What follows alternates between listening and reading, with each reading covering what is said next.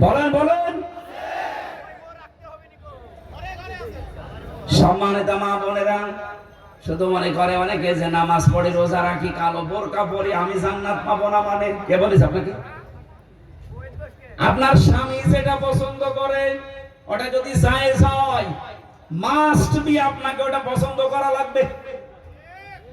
আপনার স্বামী পছন্দ করছে, আপনার মা বাবা তার সাথে থাকবে, খেয়ে থাক না খেয়ে থাক তার সাথে থাকবে। কিন্তু আপনি এটা চান না।